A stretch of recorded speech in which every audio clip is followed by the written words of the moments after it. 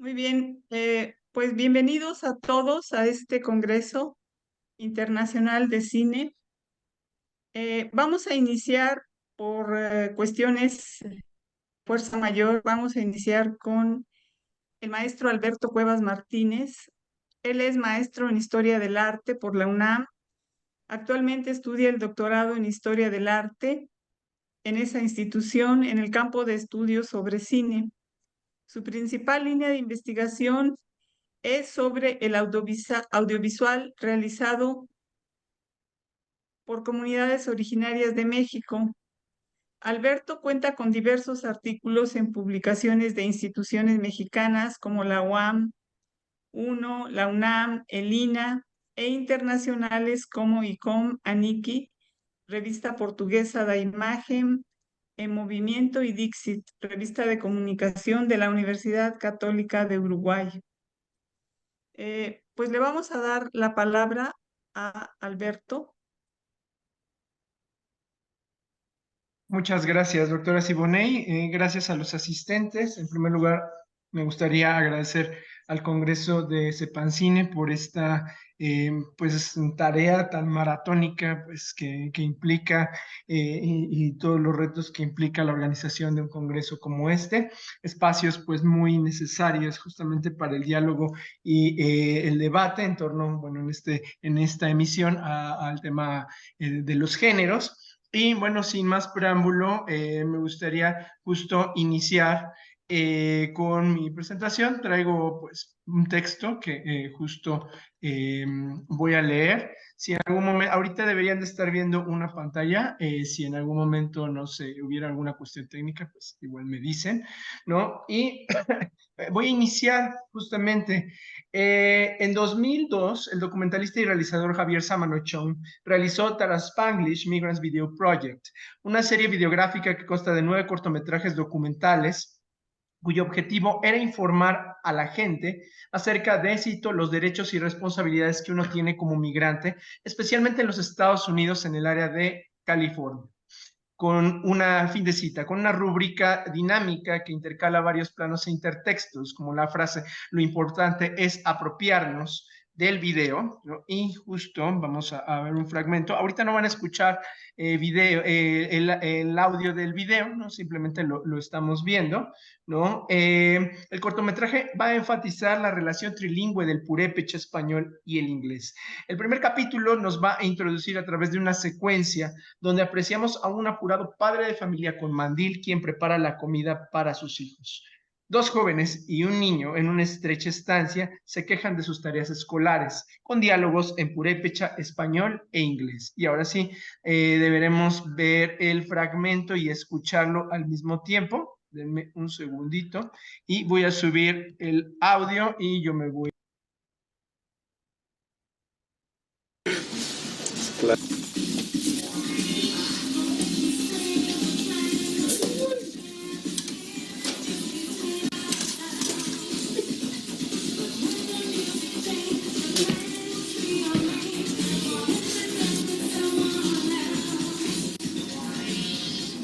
Niños, ya vénganse a comer. ¿Qué están haciendo? Cari, una patanera de inglés, Moon. Es cierto, está muy difícil. You guys are dumb. English is much easier than the last one. Miren, muchachos, Calix sabe que vota con escalir comercial, comunicación, communication y transportation, información, information, flores, floration. Más sabe puro escalir comercial, doctor, dog, y carro, car, y pantalón, pant, y short. That's not true. Not all words are easy, like kitchen, downtown, and city. Ay, güey, chata, aquí, guata. Yeah, highway es carretera.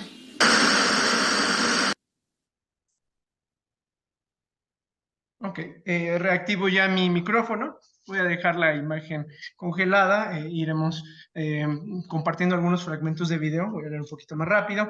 El cine audiovisual indígena integra un amplio corpus producido desde la década de 1980, mayormente en países de Latinoamérica. Surge a través de distintas iniciativas de enfoque antropológico, militantes, independientes e institucionales. Si bien un gran número de estas producciones se construyen bajo el influjo documental en sus diversas modalidades, no está de más proponer un debate genológico en virtud de la llegada del nuevo milenio, que trajo una diversificación e hibridación estilística, cuya apuesta representa, entre otras, narrativas de ficción. A partir de ello, se proponen las siguientes indagatorias. ¿En qué medida las producciones utilizan determinados códigos genéricos conforme ciertos momentos de la historia regional y del soporte? ¿De qué manera se configuran las modalidades para el género documental y las docuficciones? Y cómo se reconoce la hibridación genérica y si ésta depende en parte del medio de producción y su desarrollo. Aunque la presente ponencia toca un poco de las tres, se consideraría más bien como un debate en construcción, apartado de mi actual investigación doctoral. Voy a dejar de compartir. Bien, algunas aportaciones teórico-conceptuales del video indígena. Son distintas las etiquetas utilizadas para nombrar un corpus audiovisual heterogéneo, cuya característica más consensuada, aunque no por ello ambigua, es la pertenencia étnica de sus realizadores. Según Kevin Hawley, los medios comunitarios son productos comunicacionales realizados por integrantes de pueblos y comunidades indígenas, generalmente independientes o gestionados con fundamento en la sociedad civil, cuyo marco regulatorio, jurídico o reglamentario es endeble. A dicha categoría puede sumarse la aportación de la investigadora colombiana Clemencia Rodríguez, quien define, cito, los medios ciudadanos como aquellos que usan los ciudadanos para activar procesos de comunicación que contribuyen a moldear sus comunidades locales. Fin de cita. La investigadora norteamericana Michelle Raeja formula la categoría soberanía visual como una táctica mediante la cual algunos grupos transforman sus relaciones culturales ante el encuentro con la otredad, de modo que hacen valer sus códigos representacionales y marcan una autonomía como grupo. A esto puede sumarse la definición de su colega Leighton Peterson, quien define la misma categoría como, cito, acto de autorrepresentación de productores de medios indígenas, donde las prácticas de medios contemporáneos se encuentran en diálogo con el pasado, liderando el patrimonio cultural. Fin de cita. Existen más aportaciones conceptuales que intentan definir dicha práctica comunicacional, entre las que podemos resumir lo siguiente. La comunicación o el audiovisual indígena o el cine y el video indígena como un fenómeno surgido desde el ámbito de la globalización. Los estilos indígenas como parte de un consumo masivo global. El estudio de los medios indígenas conforma una revisión paralela al ámbito de la legislación internacional. Los circuitos de circulación, las geografías organizacionales e intelectuales del video indígena, así como los esquemas de financiación. Sin embargo, el abordaje genológico está ausente en las principales discusiones. El molde del cine documental. Una importante parte de la literatura en torno al audiovisual indígena aborda la forma y su vinculación con el género documental. Antes de generar una primera definición operativa, el investigador estadounidense Bill Nichols distingue la relación del cine documental con temas, personas y acontecimientos reales. Así se genera una polisemia que entiende al documental dentro de un marco institucional, como comunidad de profesionales, corpus de texto o discursos relacionados con el mundo histórico, emparentados con los discursos de sobriedad que estimulan un deseo de conocimiento. En el mismo estudio, Nichols distingue un estilo o grano particular, una firma en toda voz hablante, la cual brinda testimonio de la individualidad del cineasta o director. Para distinguirlo en la genealogía del cine de ficción, el investigador propone una tipología con 6 modos discursivos, seguramente conocidos por todos ustedes, ¿no? Que, cito, determinan las convenciones que una cinta dada puede adoptar y proporcionan las expectativas específicas que el espectador puede esperar que se logren. Fin de cita, ¿no? A pie de página, pues mencionamos que los 6 modos son poético, expositivo, observacional, participativo, reflexivo y expresivo. Para el ámbito del documental latinoamericano, durante la década de 1960, los discursos se cargan hacia el perfil militante, lo que en ocasiones ha llevado a algunos especialistas en equiparar las estrategias discursivas del audiovisual indígena con el tercer cine. En relación con los géneros, el investigador británico Michael Channon comenta lo siguiente, y lo cito: los lazos comenzaron a aflojarse. Los géneros que los realizadores habían dejado de lado por considerarlos ideológicamente contaminados y políticamente inútiles, como el melodrama o el musical, comenzaron a regresar, algunos en forma de parodia o de crítica feminista. Se acoplaron, nuevos géneros como la ciencia ficción o los road movies, de modo tal que el cine latinoamericano inteligente en los años 90 sería mucho más variado e ingenioso que antes. Fin de cita. En relación con el soporte videográfico, Shannon señala que como resultado de la incorporación a los mercados del tercer mundo, el video transformó, cito, el espacio cultural en la medida en que grandes poblaciones entraron en contacto renovado con la modernización en una nueva fase que transformó las condiciones de producción y consumo en los márgenes del mercado y más allá. Fin de cita. De hecho, Shannon será uno de los que inscriba al cine indígena dentro del tercer cine, discusión que aquí no se aborda. Ejemplares paradigmáticos del Centro de Video Indígena en Morelia. Y si me permiten un segundo, vamos a ir compartiendo el siguiente material. En este caso, es un trabajo del Centro de Video Indígena de Morelia, que aquí pues iremos refiriendo en virtud de la pertinencia, ¿no?, de los materiales, pues que son, digamos, que corresponden a un periodo histórico, que es justamente el que actualmente estoy estudiando, ¿no? Ahorita ya está, ya compartí la imagen, creo, ¿no? Supongo que se debe... voy a dejarlo en un fotograma. Lo voy a dejar justamente en este fotograma que nos va a llevar a la referencia analítica. Bien, ejemplares paradigmáticos del Centro de Video Indígena en Morelia. Tras el proyecto de transferencia de medios audiovisuales a organizaciones y comunidades indígenas de 1989 a 1994, una iniciativa sistemática de capacitación audiovisual para personas indígenas, de la que emanaron un poco más de 40 producciones, así como el primer Centro Nacional de Video Indígena en Oaxaca, que existió de 1994 hacia 1998, el 30 de mayo de 1996 inauguró el segundo Centro de Video Indígena en una sencilla casa de la colonia Félix Ireta en Morelia, Michoacán. El documentalista Javier Sámano, director de Taraspanglish, ¿no?, el fragmento que vimos justo al inicio, se convirtió en el primer director del Centro de Video de Morelia, después nombrado CBI Valente Soto, justamente en honor al primer realizador purépecha de transferencia de medios audiovisuales. A continuación mencionaré 3 ejemplos provenientes de dicho centro que abundan, bueno, tal vez a lo mejor no me dé tiempo de todos, a lo mejor solo mencionaré 2, pero que provienen justo de dicho centro y que abonan en la problemática genológica y amplían una idea generalizada en torno de estos materiales circunscritos por su locus antropológico. El tema migratorio es fundamental para entender el video purépecha. Voy a dejar correr el video, no deberían de escuchar el audio ahorita, ¿no? Y solo lo vamos a ver, ¿no?, mientras yo sigo hablando. El purépecha Edvard Dante Serrano Bautista realiza Junco a Ashun, regresa aquí en 1997 en coproducción con el Centro de Video de Morelia, el entonces Instituto Nacional Indigenista INI y el Museo Nacional de Culturas Populares del Consejo Nacional para la Cultura y las Artes. Este cortometraje documenta la preocupación desde el punto de vista de los jóvenes purépechas acerca de la influencia de referentes externos en la comunidad, como resultado del fenómeno migratorio. Con una apuesta discursiva propositiva, el sonido es el elemento que funge como eje narrativo al entrelazar el montaje. Asimismo, la composición de la imagen utiliza creativamente los elementos del lenguaje cinematográfico. Variada escala de planos, diversos ángulos y movimientos de cámara. En un momento me detendré justo para hacer este énfasis al sonido.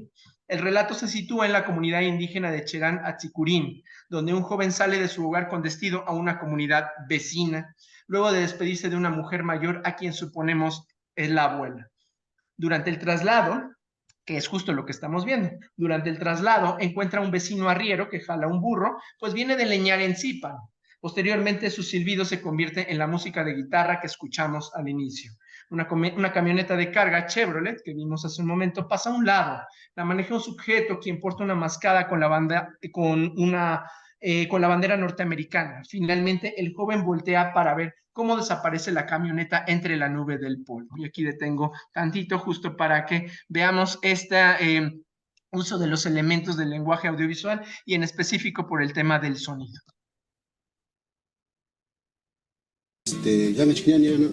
Bater suat no yon encima. Ya.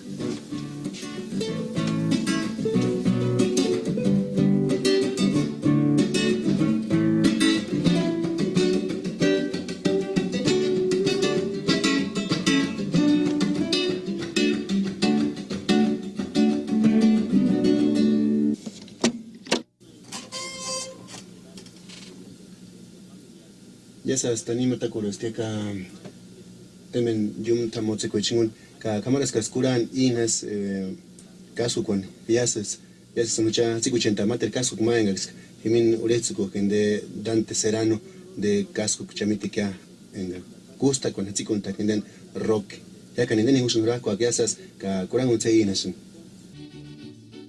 El Festival Artístico de la Raza Purépecha te invita a constatar que ni la erupción de un volcán ha podido restarle al pueblo purépecha su tradicional virtuosismo y creatividad.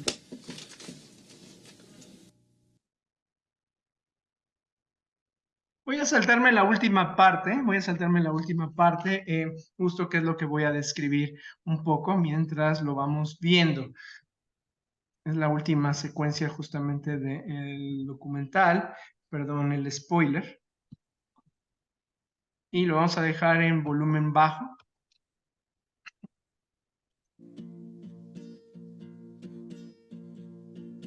Bien, en la última secuencia, con cámara en mano, un Pirerio Pireriecha, músico y compositor así llamado en lengua purépecha, se ubica en un exterior de lo que parece ser una plaza e interpreta una pirecua blues cantada en purépecha.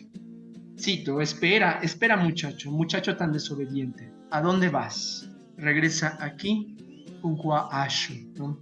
Es justo la frase que está cantando este intérprete.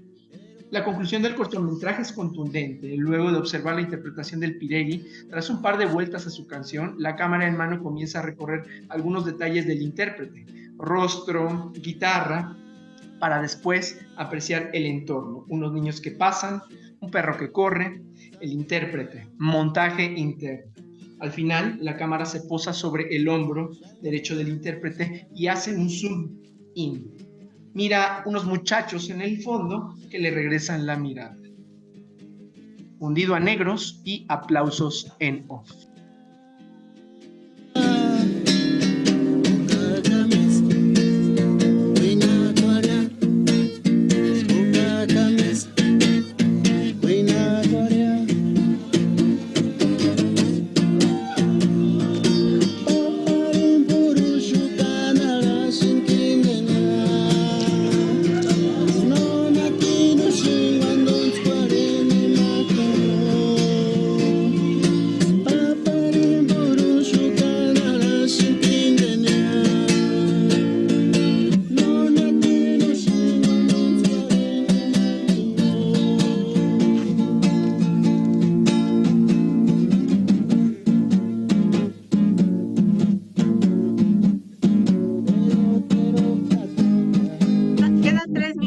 Alberto. Muchas gracias. Voy a ir entonces cerrando. Pues simplemente voy a referir un segundo y último ejemplo, ya no los tres como dijimos al inicio. En este caso es... un segundito, por favor.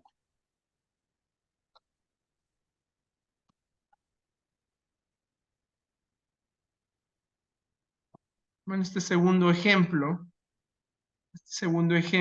es igual una coproducción con el Centro de Video Indígena de Morelia. Lo voy a dejar corriendo en el fondo, si me permiten. Y con esto casi termino. ¿No? Cuyo título es Las voces de Huarji y Urgiche, ¿no? Dirigido en 1997 por Raúl Máximo Cortés en colaboración con el Centro y el Museo de Culturas Populares. Es una narrativa que introduce en un ambiente de ritualidad y evocaciones religiosas, cantos entonados en purépecha, aunque con fragmentos en español, ¿no? En una entrevista que le hice al realizador, él comenta que justo cuando se escuchan estos cantos, citándolo a él, entonces empieza a fluir lo que es la lengua purépecha en latín y en español, que está mezclado en ese documental para al final dar un mensaje de cómo van cambiando las cosas. El tema del cambio será muy importante en general en el tema purépecha, y decir a manera de apunte, que no es algo que desarrollo en este escrito, que se trata de una generación de realizadores que, a diferencia de la generación previa de transferencia de medios, estos son personas que se formaron, que tuvieron una carrera profesional, ¿no? Generalmente son profesores, ¿no? Por lo que justo este perfil profesiográfico pues tiene cierta influencia también dentro de los discursos, ¿no? Hay un ejemplo que ya por tiempo no presento, que es Shanini, ¿no? Que en algún momento podemos platicarlo, que es netamente una ficción donde unas mazorcas pues más bien se defienden contra un burócrata indigenista, ¿no? Que quiere pues prácticamente aprovecharse de los recursos naturales. Este trabajo también que mencionó Shanini es de Dante Serrano, y justo me gustaría leer la conclusión para terminar, ¿no? La historia del audiovisual indígena en México es aún joven, pues apenas rebasa las 4 décadas. No obstante, tiene una larga tradición que puede remontarse hasta los orígenes mismos del género documental.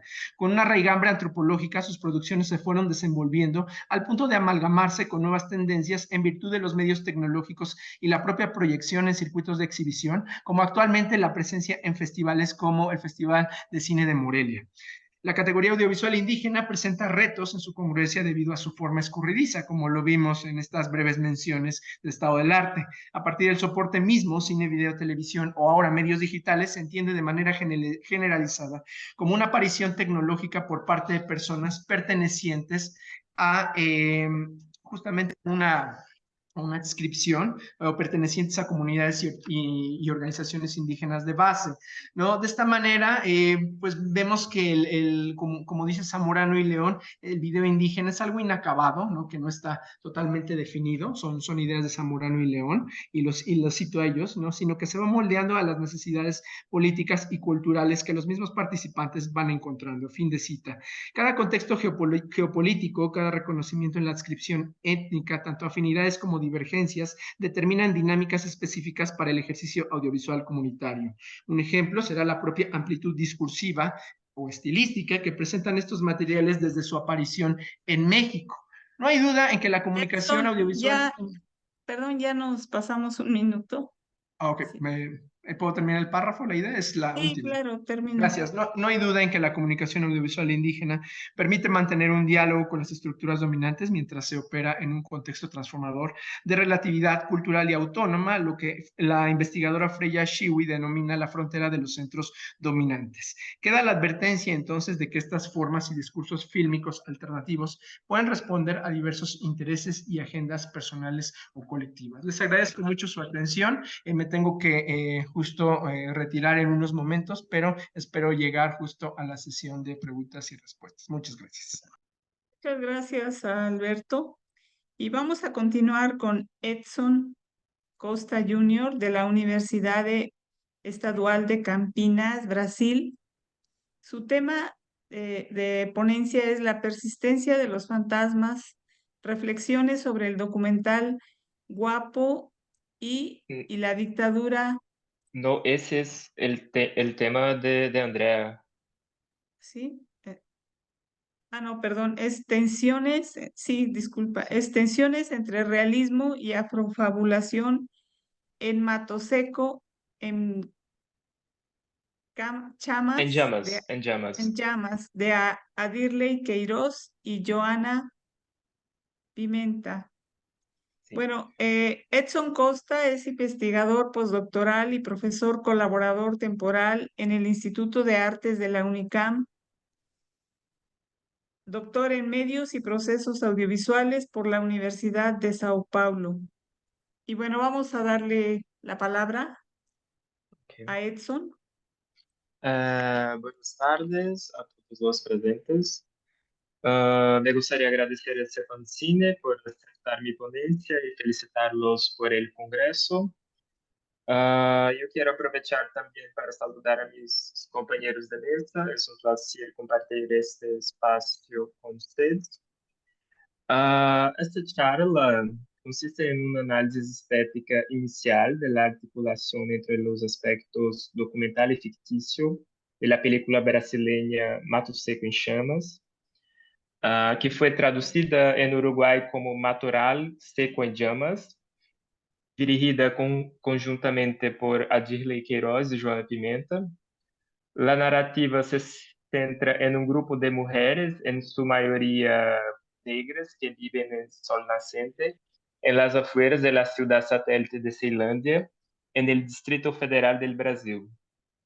El universo diegético que habitan se formula a partir de una ficción especulativa o, en cierta medida, de una afrofabulación.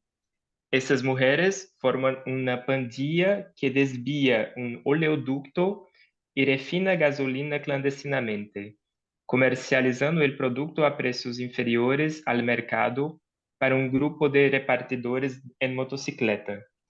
Las mujeres también forman un partido político, el Partido del Pueblo Encarcelado, y aparecen a lo largo de la película entre el trabajo en la refinería y formas de ocio como barbacoas y fiestas.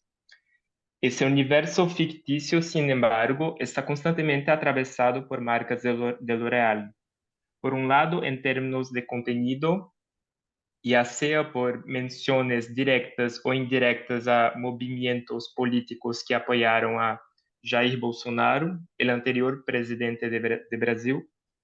Hay, por ejemplo, un traveling horizontal filmado en una manifestación de apoyo a Bolsonaro cuando era candidato presidencial en 2019.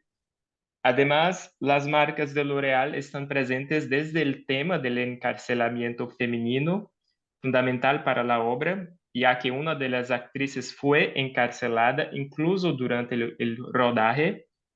Esas marcas de L'Oréal están presentes también a partir de una estética realista que a veces acerca la película al documental, otras a la ficción realista. Las preguntas que me guían en esta presentación son: ¿cómo contribuye el realismo a la fábula? Más precisamente, ¿cuáles son sus consecuencias estéticas y políticas para la figuración de la experiencia social de las vecinas de Sol Naciente, que en la ficción conforman la pandilla de las gasolineras? En primer lugar, es necesario reconocer que Mato Seco en Chamas restablece el régimen híbrido entre documental y ficción de películas anteriores de Queiroz, objeto de investigaciones como la de Alfredo Supia, que han identificado en este enfoque una tendencia mundial en el cine de ciencia ficción contemporáneo, el uso de un realismo de extracción o inspiración documental que resalta el potencial de extrañamiento de las ficciones especulativas. Esta relación entre fabulación y realismo ha sido descrita por Adirley Queiroz a propósito de Mato Seco y sus películas anteriores bajo el título de una etnografía de la ficción.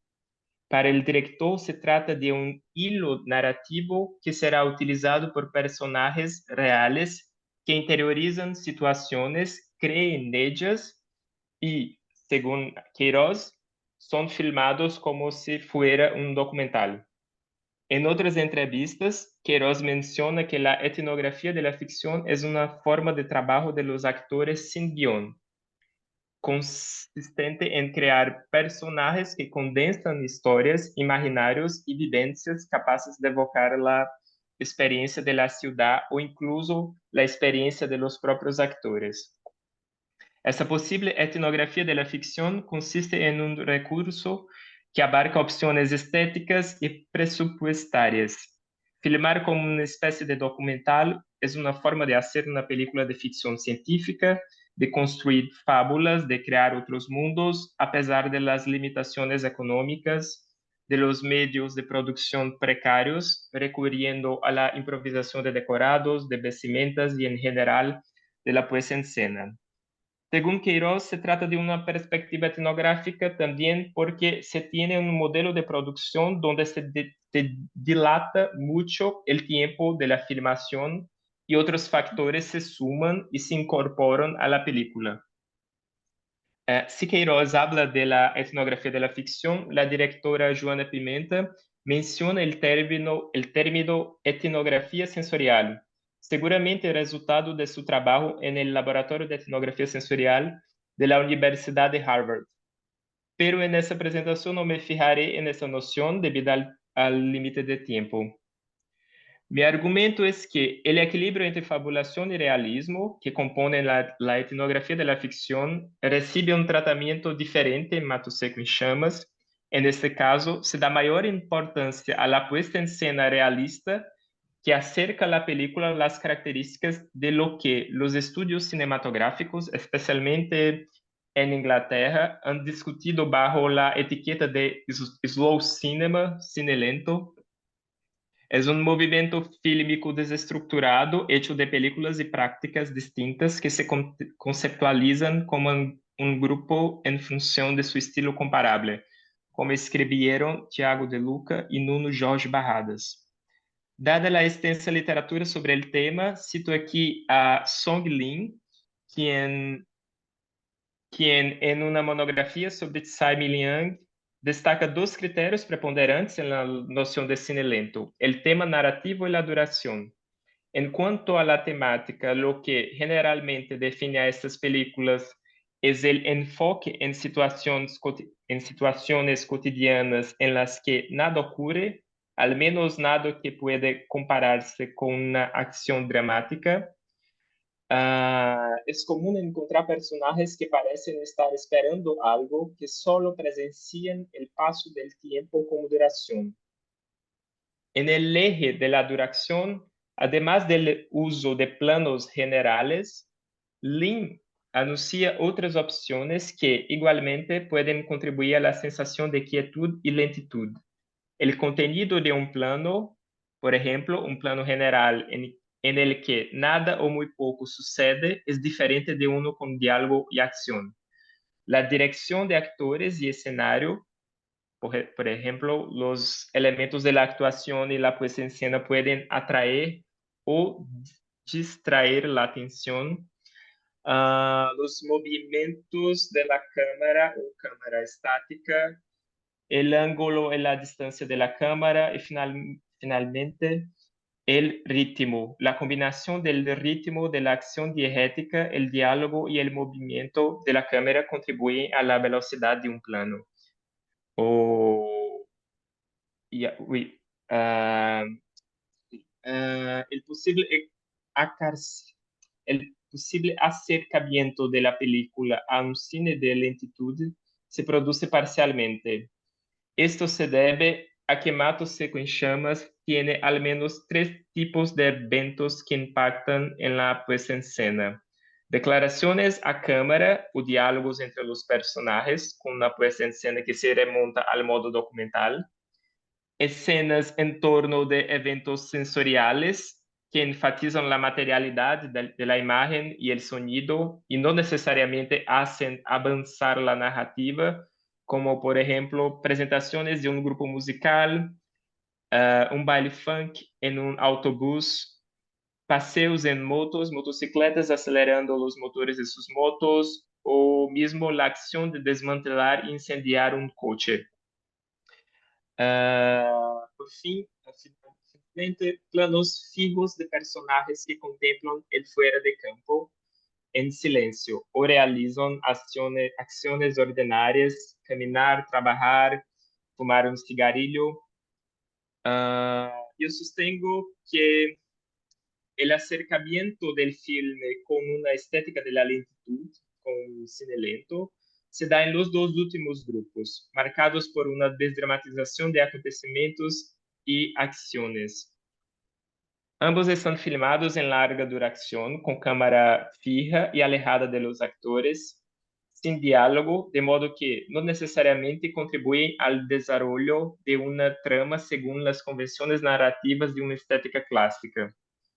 Tales acontecimientos sensoriales y personajes absortos establecen una sensación y un ritmo de quietud, de un paso borroso del tiempo o en todo caso de una puesta en escena que opta por no hacer el tiempo productivo, no canalizarlo en favor de una resolución. Yo considero que la puesta en escena realista funciona en dos frentes. En primer lugar, refuerza la presencia fenomenal de las actrices, suspendiéndolas temporalmente del universo de la película para prestar atención a sus gestos, su manera de hablar, sus expresiones faciales y, en otras palabras, su presencia física. En estos momentos se crea una indefinición, una indecibilidad entre el personaje de ficción y la actriz que lo encarna. Más importante aún, lo que sostengo es que el realismo y la suspensión parcial de una temporalidad sujeta a las convenciones narrativas contribuyen a fortalecer la fábula misma.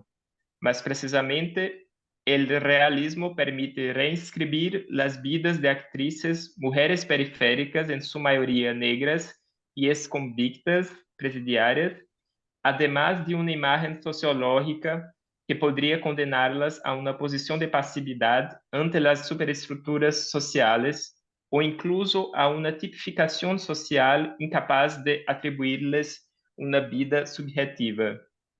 La estética realista otorga a las mujeres el tiempo cotidiano, lo que las libera de la carga de representar un tipo sociológico. El derecho a la vida cotidiana se convierte en la propia fábula.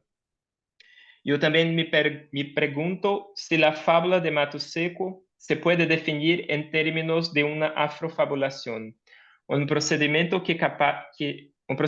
capaz de perturbar la expectativa recurrente de veracidad frente a películas que resaltan la experiencia de la negritud, impidiendo la indexicalidad limitada o la equivalencia entre cine y vida. Por el contrario, la afrofabulación alivia la representación de las personajes negras, ya que la inautenticidad del fabulista tiene un valor particular, en la medida en que su discurso no está contenido en una correspondencia con su contexto particular, sino que transporta conceptos, percepciones y afectos de un régimen de representación a otro de una manera verdaderamente inesperada. El término afrofabulación de Tavian Nyong'o, que la investigadora Kenia Freitas ha utilizado para pensar el cine negro brasileño, contempla las tácticas de ficcionalización de un mundo que, desde el punto de vista de la vida social negra, es falso en sí mismo. La afrofabulación atribuye al acto de especulación un sentido político contra las formas de antinegritud, al traer a la realidad un sentido de lo incompatible, mezclando lo que fue con lo que podría haber sido, planteándose siempre la pregunta ¿y si algo sucediera? En lugar de simplemente representar un hipotético referente real. La noción de afrofabulación parece particularmente válida para Mato Seco en Chamas, no solo porque la plantilla de la gasolinera está formada principalmente por mujeres negras, sino porque aborda la idea de un ejercicio político de fabulación que se desarrolla en una temporalidad libre, capaz de crear lo virtual en los intervalos del presente. La afrofabulación no trata de un tiempo reproductivo, de desarrollo y acumulativo, sino de un tiempo capaz de establecer un ritmo específico para las vidas de las personas negras. Este aspecto dialoga directamente con lo que mencioné sobre la cotidianidad que la estética realista otorga a los personajes, a las actrices. Para concluir este breve comentario sobre la película, que ciertamente merece aún más profundidad y atención, mi argumento es que la puesta en escena realista, en lugar de contrastar o tensionar, convive con la fabulación o la afrofabulación y refuerza su potencial para liberar a los personajes, a las actrices, de una experiencia estrictamente social sometida al yugo, al dominio de la prisión. Ambos producen ficción de realismo, una subjetividad independientemente de lo que sea falso o verdadero, ficticio o histórico. La especulación nace, se alimenta y se transforma desde lo cotidiano, reinventando la vida de las mujeres de sol naciente, más allá de la cosificación de los expedientes policiales. Hay una escena en la película que muestra dichos expedientes, pero yo creo no tendré tiempo de comentarla, entonces voy a concluir aquí. Muchas gracias. 2 minutos, si Ah, gustas. sí, entonces voy a compartir 2 minutos del filme. Ok. Un segundo.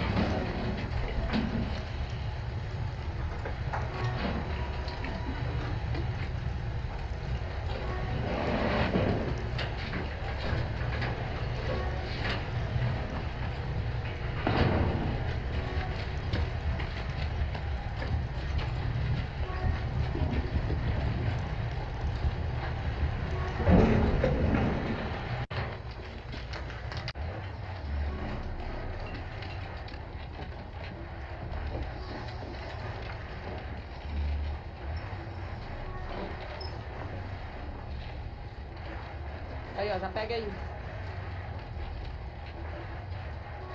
Dentro da cadeia, meu irmão.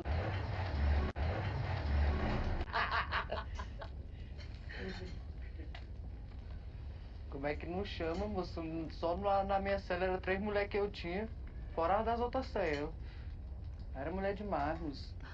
Era rodízio de mulher todo dia. Então tá explicado porque a Mônica tem ciúme, né, velho? É porque ela puxou comigo e ela tá ligado como é que o bagulho funcionava. Não dava mole, não. Só as donas lá cantando funkzão e tinha uma chácara lá embaixo, Leonera. O som vinha lá dentro da cadeia, meu irmão. Nós, ó, só dançando, era funk, era tudo, era massa demais, velho. Assim, né? Não era massa tá lá, mas era massa, tipo, que a gente levava a cadeia nos peitos, não era não? Mas é, moço, não sustenta não. E depois que a Mônica foi embora, eu não quis mais trair a Mônica, moço, as estavam chamando ela de borracha fraca. E ele, como é que é, viu? Não sustenta mais não, tá? Es suficiente. Este extracto simboliza la transición de la ficción a un relato más documental, pues trae las experiencias vividas en el encarcelamiento. Entonces es suficiente. Gracias. Muchas gracias, Edson Costa. A continuación, vamos a presentar a la profesora Andrea C. Scanzani. Ella es profesora asociada de la Universidad Federal de Santa Catarina, Brasil, y su investigación está orientada a los cines latinoamericanos, en particular el cine paraguayo. Su tema es la persistencia de los fantasmas, reflexiones sobre el documental Guapo y la dictadura paraguaya. Entonces, sí está bien el tema, ¿verdad? Adelante, profesora. Bueno, estoy intentando compartir acá. Bueno, primero digo que mi conexión está totalmente instable. Estoy con la conexión del celular porque hubo un rompimiento de cable de internet acá en mi en mi condominio acá. Estoy en la Ciudad de México, en un Airbnb, no sé qué hacer, entonces estoy acá. Y Edson, ¿puedo enviarte mi ¿Te puedo? Porque no estoy pudiendo hacer de acá. Ah, Sí, te sí. pongo acá mi... Perdón, porque realmente estoy de una Sí, manera, no, no sé no se si preocupe. quiere cambiar el orden y usted Ok. habla primero y yo arreglo las cuestiones Claro, de sí, internet, no voy a arreglarla. de acuerdo. Bueno, entonces Pero podemos, las cuestiones de compartimiento de... um,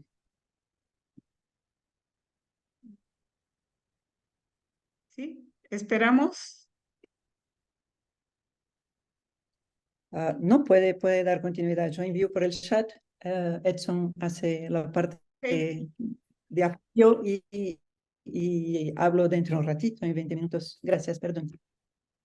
Sí, no hay problema. Ok, entonces, aprovechando, voy a adelantar mi presentación. Bueno, mi nombre es Siboney Obscura Gutiérrez. Yo tengo un doctorado en Ciencias Políticas y Sociales con orientación en Sociología por la Facultad de Ciencias Políticas y Sociales de la UNAM. Y en esta institución yo doy clases, tengo dos materias, una es el cine como cultura audiovisual y estudios sociales y culturales de la producción audiovisual. Yo he trabajado historia del cine mexicano, sobre todo la época de oro, estudios de comunicación y cultura y teoría del documental, en especial las narrativas transmedia y el cruce entre cine y series de televisión. Bueno, mi tema es sobre la representación de la violencia. El título que le puse es Cruzando el umbral. El documental mexicano dialoga con el diablo. No sé si están viendo la pantalla, ¿sí se ve? Todavía no se ve nada compartido. No, no se ve. A ver.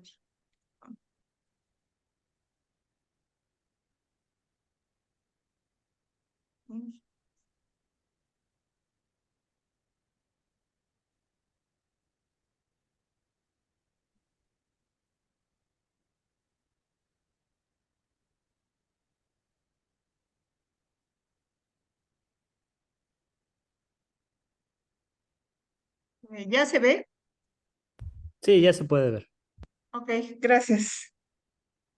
Bueno, yo elegí dos documentales más o menos recientes.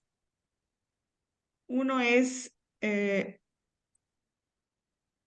La libertad del diablo, de Berardo González, del 2017, y Plaseada, historia íntima de una ex sicaria, de Alejandra Sánchez, del 2022.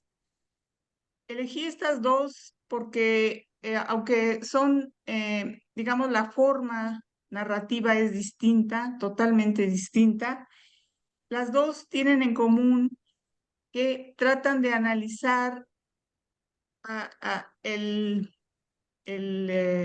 los testimonios de estos jóvenes sicarios que se dedican a matar por encargo, por dinero, dentro de lo que se conoce como el crimen organizado.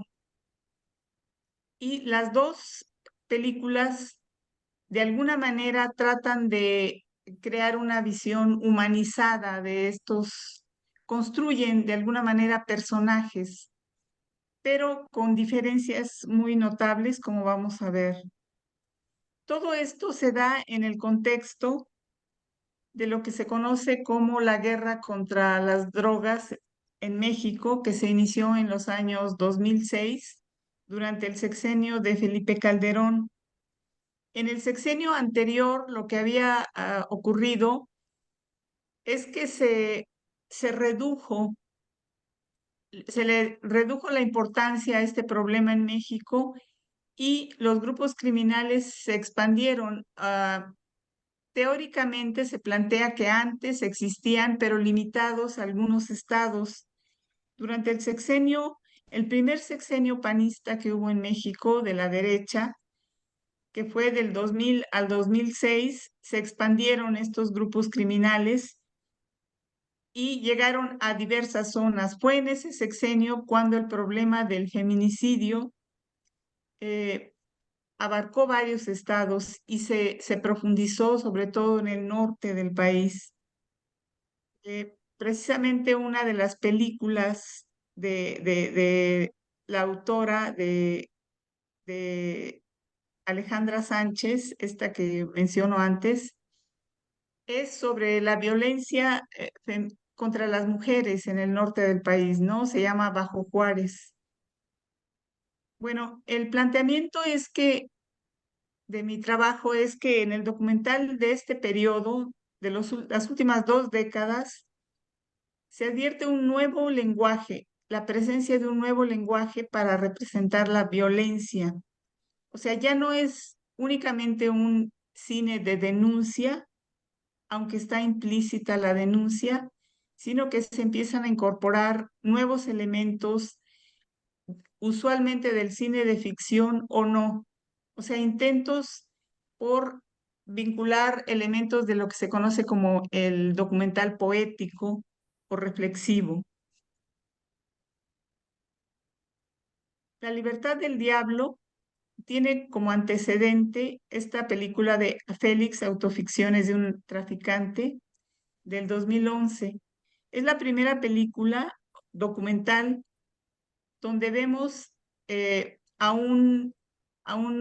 digamos, sicario narrando su vida, donde hay un seguimiento a lo que se dedica y igual surge en el contexto de la guerra contra las drogas. La filmografía del director de La Libertad del Diablo es básicamente, como él plantea, es una búsqueda de personajes que para él son subversivos en el sentido de que subvierten el sistema o la estructura moral o ética de una sociedad. Son personajes que viven un poco en el límite y que en un momento dado en su vida cruzan un umbral del que ya no hay retorno, del que ya no hay regreso. Y esto se ha evidenciado en varios de estos personajes. Él esencialmente trabaja, sus proyectos son muy largos, ¿no? La Libertad del Diablo le llevó casi 5 años. Los Cuates de Australia, que probablemente algunos la conocen, es sobre un pueblo que a lo largo de un año tiene que cambiar para sobrevivir, tiene que reinventarse en otro espacio por la falta de agua.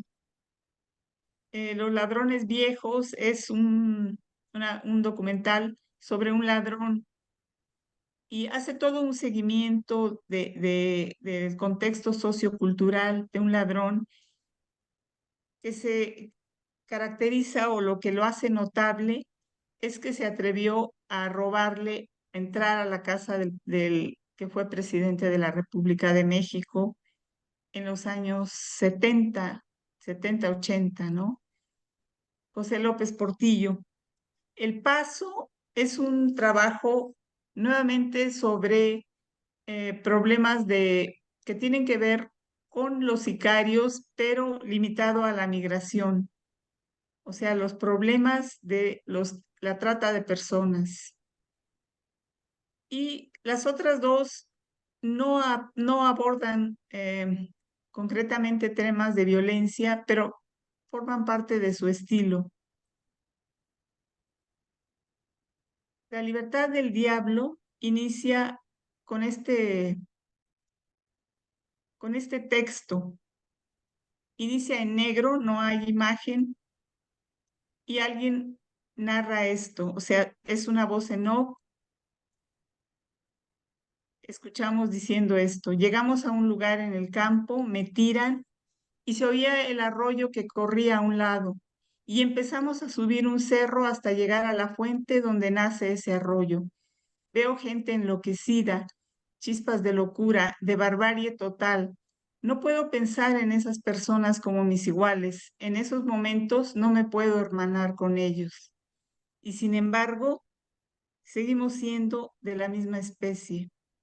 Después aparecen imágenes, es día, exterior día, que se oscurece un poco y vemos esta imagen, ¿no? Un hombre tirado, boca abajo, atado de las manos. Y luego empieza la película, el documental. El documental consiste en entrevistas donde nunca vemos al entrevistador, escuchamos su voz, a veces no muy clara, pero siempre está personajes con máscara. Su mirada y su voz es lo único que vemos. No hay material de archivo o lo usual del documental expositivo, recortes de periódicos o videos, solo a estos homologados, estos personajes. Entre ellos hay víctimas y victimarios que aparecen con el rostro cubierto, solo su mirada y su testimonio, que de alguna manera generan empatía en el espectador. Se entrevista a familiares de desaparecidos, jóvenes sicarios, policías y militares. La máscara es lo que permite mantener su anonimato, pero al mismo tiempo los homologa ante el espectador. La mayoría son planos cercanos y medios, y ellos inmóviles. Hay paisajes en algunos momentos que funcionan como espacios donde ocurren desapariciones, ¿no? Sobre todo en el norte del país. Y esta es la función de la máscara, proteger la identidad, pero al mismo tiempo permitir que hablen abiertamente sin temor. Bueno, las cifras, estos son los personajes, ¿no? Estas son las máscaras que usan. Solo podemos ver sus ojos y su boca.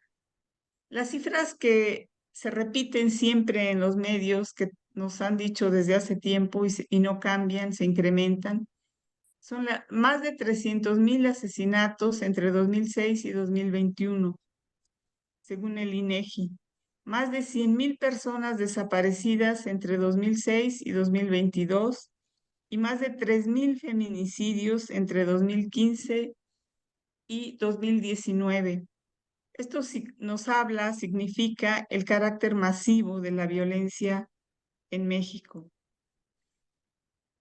Hay una parte donde uno de los sicarios, durante la entrevista, le pregunta, el que hace la entrevista es el director, y sobre cómo se inició, qué sentía al matar a alguien. Entonces él relata que dice, mi primer muerto fue a los 14 años, ya no sentía nada, te da dinero, te da poder. Los pilotos se enorgullecen por las horas de vuelo que tienen. Aquí es que entre más muertos, estoy más chavo, tengo tantos muertos atrás de mí. Eso como poder, nada más. Una raya más al tigre, le dicen.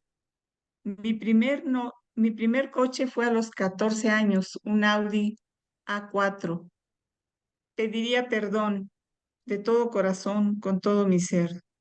Este texto resume mucho de sus respuestas a varias preguntas. Otra parte que es muy impactante para quien ve el video, el documental, es cuando le pregunta qué sentías o qué sientes cuando matas a una persona. Y él dice, ya no se siente nada. Ahí en ese trabajo no hay nada de compasión, nada. La recompensa es el dinero, no es tu familia, es una persona, no la conoces. Tú no sientes, ¿por qué le vas a tener compasión? Y la recompensa ahí era el dinero. de 50 a 60,000 pesos por solo una persona. El otro documental que yo elegí es es el testimonio, es una directora y es sobre una sicaria, o sea, una mujer, ¿no? Que se dedicaba igual y tuvo un inicio de la misma manera muy joven. Es Plaseada, historia íntima de una ex sicaria del 2022. Este, es interesante esta portada que diseñaron, porque en México últimamente, los últimos años, han tenido mucho éxito las series que hacen un poco de apología del universo del narco, lo que se llama la narcocultura.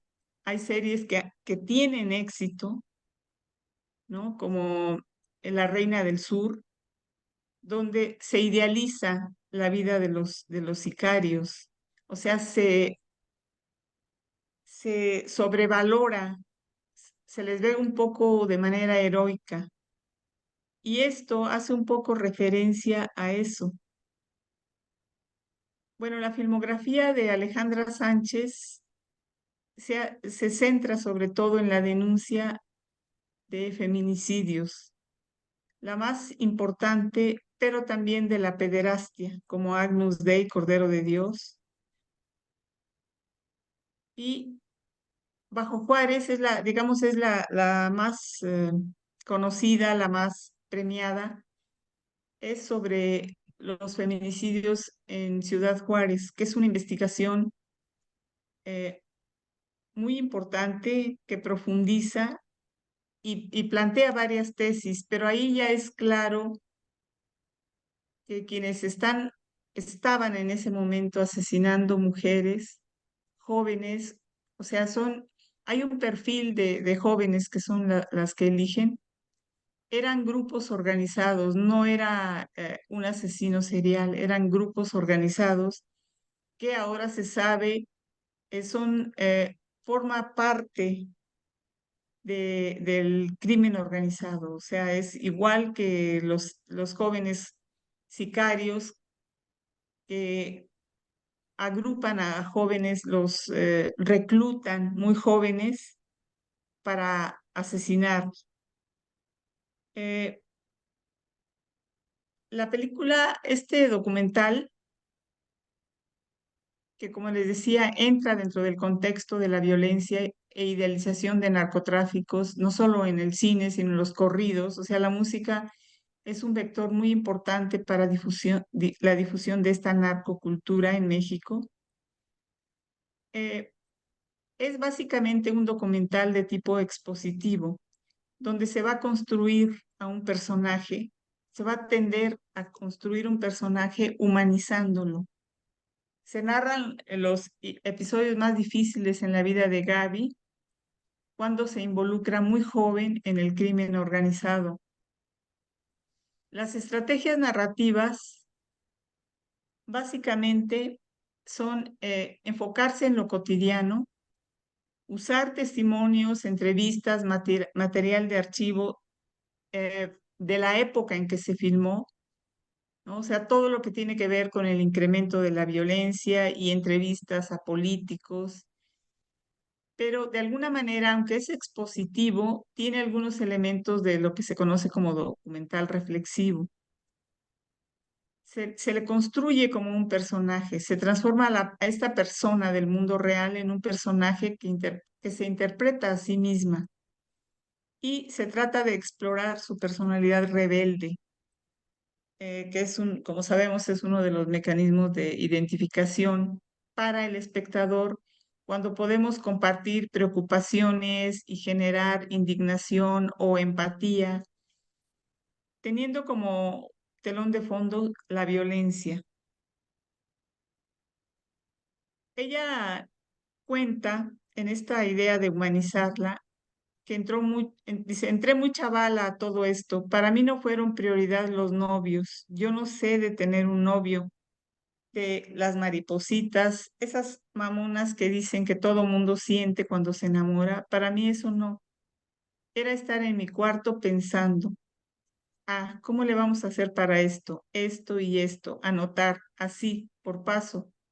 Puede ser así y así. Eso era mi novio. Como conclusiones, a manera de conclusiones muy generales, yo más bien me planteo preguntas, ¿no? En primer lugar, el posicionamiento del espectador. En estos documentales, ¿cuál es la intención del realizador hacia el espectador? Verlo como un testigo o un cómplice, lo que es usual en el documental, pero también en la ficción, o verlo como interlocutor, alguien que tiene que involucrarse de alguna manera con lo que está viendo. Por otro lado, el Estado. Hay ausencia del Estado, es lo más evidente en los dos documentales. Y preguntarse quién sería si hay un culpable. O sea, ¿hay culpables o son casos aislados? ¿Las víctimas son victimarios realmente? ¿Los victimarios son víctimas? Y el contexto de idealización de criminales y violencia en medios, cine, series, considerando la violencia como una mercancía más. Claro que todo esto debe verse dentro de un sistema, ¿no? Un sistema, digamos, una forma del capitalismo, donde la violencia circula y es una mercancía más. Bueno, esto sería todo lo que yo preparé. Entonces, si quieren, volvemos con...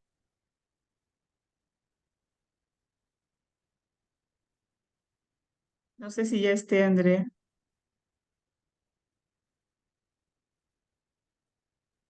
Bueno, intentaré. Bueno, para que si algo pasa, yo compartí ahí la ponencia.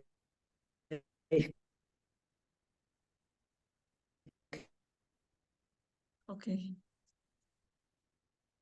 Pues no sé, Edson. También, ¿no? Si algo pasa con mi audio, es un documento en Word escrito a presentación. ¿Ok? Bueno, no sé si es Edson o alguien ahí de Sepancini. No, si tú gustas la primera empezar. diapositiva. Ok. Empezó, estoy así.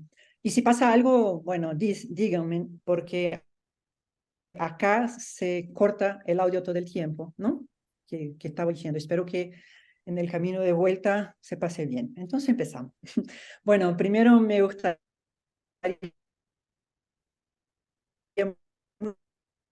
muchísimo agradecer a la organización, no solo por la oportunidad de presentar parte de mi investigación, sino principalmente por poder acompañar en los últimos 3 días perspectivas que aún tengan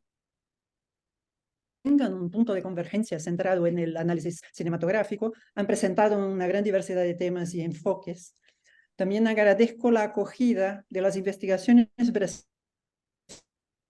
brasileñas, como la mía, que permite que nuestro continente se nutra directamente de fuentes y referencias propias, ¿no? He aprendido mucho y también gracias por los intercambios y por el debate que está por desarrollar acá con mi amigo Edson Costa Jr. y mis colegas de mesa Siboney Oscura Gutiérrez y Alberto Cuevas Martínez. Puede ir para la próxima diapositiva. Bueno, la próxima. Bueno, esta presentación es parte... ¿Me escuchan? Sí. Esta presentación... Sí, se oye muy bien. Parte de una investigación más amplia y que me trajo al centro de investigación. Ah, qué bueno. Y que me trajo ahorita, ¿no? A Ciudad de México, al Centro de Investigaciones sobre América Latina y el Caribe de la UNAM. La pesquisa grande, ¿no? Titulada Rostros del cine latinoamericano, austeridad, alteridad y el encuentro con Paraguay, que comenzó a partir de 2 estímulos iniciales. El primero, y quizás el más antiguo, posiblemente una necesidad personal de reflexionar sobre la realización de documentales y tratar de elaborar, aunque de manera dinámica y siempre inconclusa, acción fílmica al mundo histórico, ¿no? Preguntas como, ¿quién sostiene la cámara? ¿Cómo la cámara toca, muestra,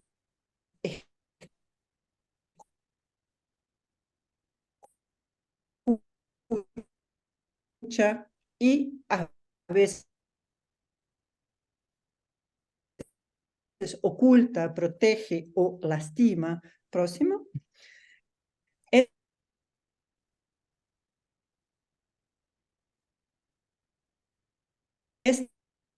Estas son cuestiones y la figura del cineasta brasileño de mi balanza en este sentido. Slide, en la próxima diapositiva. Bueno, la segunda semilla de este proyecto se incendió gracias a otro cineasta brasileño. Puede poner la próxima diapositiva, que es Sergio Muniz, a quien rindo homenaje por su vida y por su reciente partida en agosto de este año. Para entender la razón de eso, permítanme contar una pequeña anécdota de clase de cine brasileño cuando proyecté una de sus películas, Você Também Pode Dar um Presunto Legal, que era una traducción horrible, sería Vos También Puede Transformarse en Defunto. Una película collage que aborda la actividad del Escuadrón de la Muerte, ¿no? Las milicias en São Paulo, y que a pesar de haber sido realizada entre 1971 y 72, de manera completamente clandestina en los años de plomo, el periodo más represivo de la dictadura civil-militar brasileña, solo se proyectó al público en 2006, preservando así la vida de los involucrados en su producción. De una estudiante en su primer año, llamada Alice Rimbelli, expresó su indignación diciendo, ¿por qué no vi esto en la escuela secundaria? Bueno, sabemos por qué. Y su declaración señala la existencia de cines no vistos, inacabados y vidas silenciadas que desafían nuestra historiografía establecida del cine. Y si eso es cierto para algunas películas de cineastas brasileños,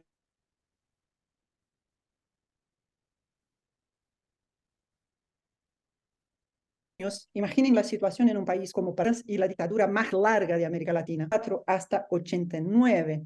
Para establecer un paralelo con las historias coloniales en el mundo, este periodo comienza cuando Vietnam declara su independencia de Francia y continúa hasta la caída del muro de Berlín. Bueno, la próxima diapositiva.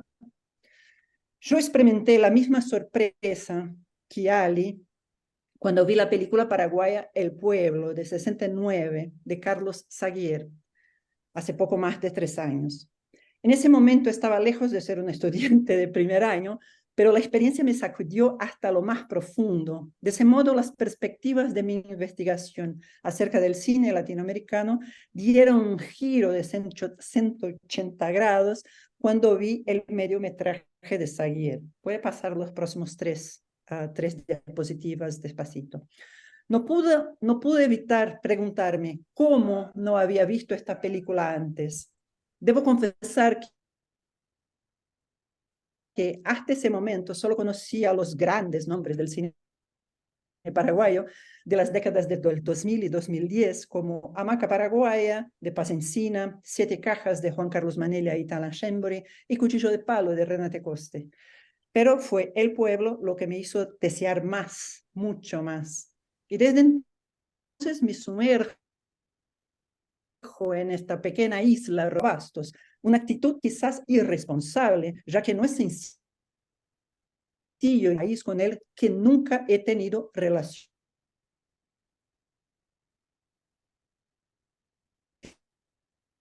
directas y por el cual siento unificar ciertos aspectos de su historia y de su cinematografía. De esta falta de juicio completo, me coloco en una posición de vulnerabilidad académica con la que quiero convivir cada vez más, porque en lugar de las incertidumbres, especialmente las epistemológicas, constituye un terreno fértil para sembrar a diario. Sin embargo, para no ser completamente superficial, la investigación me llevó a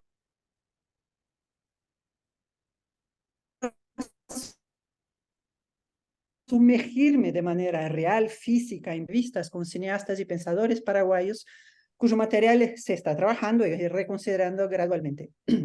No me pareció posible analizar el cine paraguayo solo a través del estudio de sus películas. La experiencia, aunque fugaz en el paisaje de Asunción, los alrededores del lago Ipacaraí y el Chaco, las visitas a las residencias de los cineastas, el contacto con y el cielo paraguayo, en mi opinión, brindan instrumentos más tangibles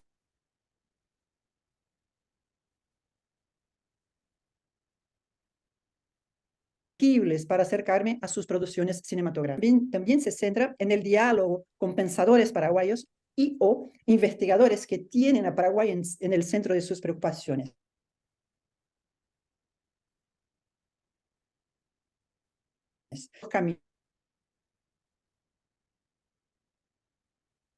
La De siguiente. la investigación. De esta manera, estas son algunas, ya puede ser aún en construcción y por lo tanto pido permiso para hablar de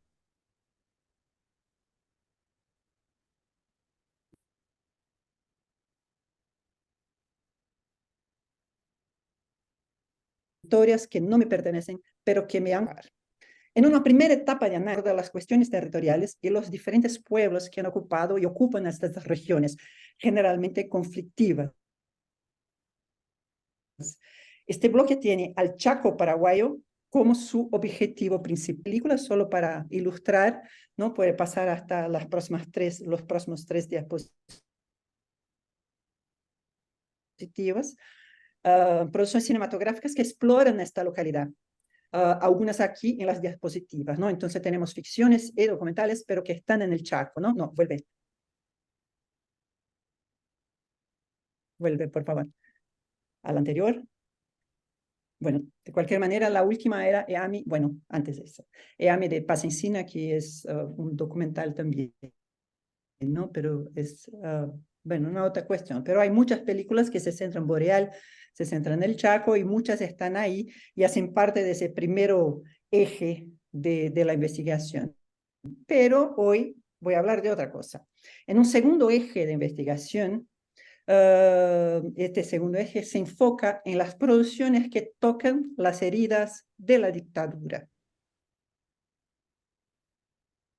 No solo como un vistazo al pasado, advertencia para el presente, ¿no? Para el hoy.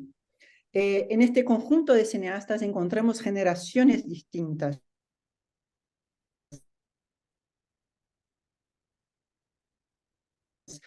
Unas que regresan al país después de la caída de Stroessner y aunque precariamente reviven el silenciado cine paraguayo, como es el caso de Galia Jiménez, que está ahí.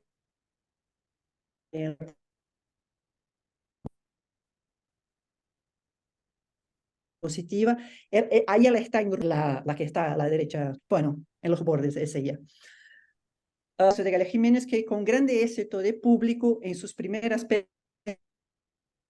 películas, ¿no? Que hay que María Escobar, puede pasar para la próxima, el otro, el 15, que es María Escobar,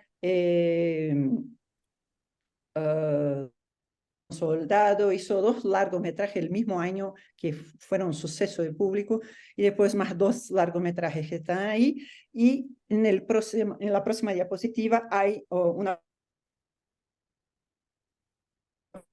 película que se llama El Azúcar, que presenta una mujer, que puede ser en la próxima diapositiva, que presenta una mujer que regresa a Paraguay después de décadas de exilio, ¿no? La próxima. También de Stroessner con mayor visibilidad fuera de Paraguay en tiempos más recientes, ¿no? Acá tenemos, déjalo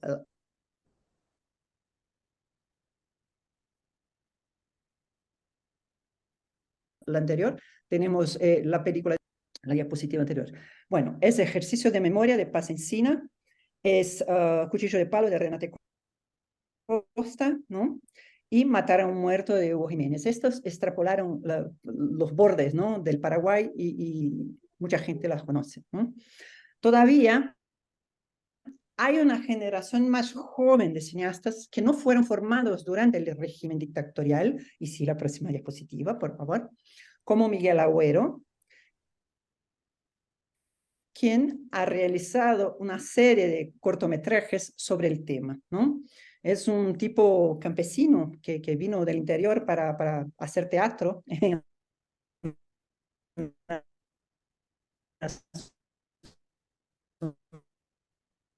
Asunción, y que hubo dictadura en Paraguay, tampoco sabía. Entonces, desde entonces, solo hace películas sobre dictadura, ¿no? Bueno, son un paréntesis, ¿no? Con este breve, pero no exhaustivo, ¿no?, panorama de la producción paraguaya, llegamos a la película Guapo, ¿no?, que ahí se puede pasar para la próxima, de la cineasta Sofía Pauli Torn, que me ayudarán a pensar, ¿no?, el cine junto a ustedes, ¿no? A la derecha está Sofía y a la izquierda el personaje principal, Celsa Ramírez, que es una presa política, ¿no?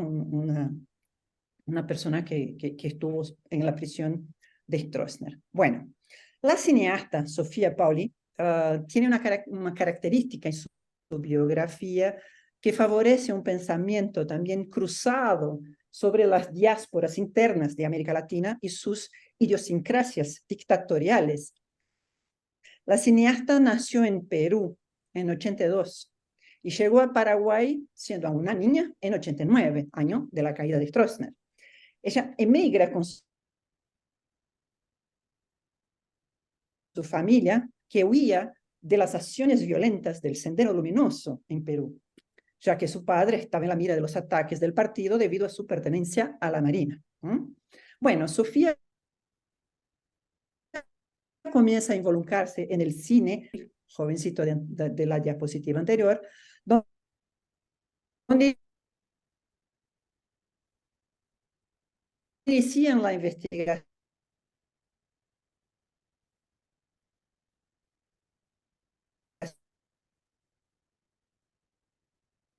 de la película, de esta película, con un recorte de periódico que habla de la concentración de la emboscada, ¿no? La prisión política de Stroessner, y puede estar en aquel mismo, en el slide 20, en una prisión política de Stroessner, y la investigación para hacer la película se extendió hasta los 3 momentos de grabación del documental que van a ser en 2017, 2019 y la última etapa después de la pandemia.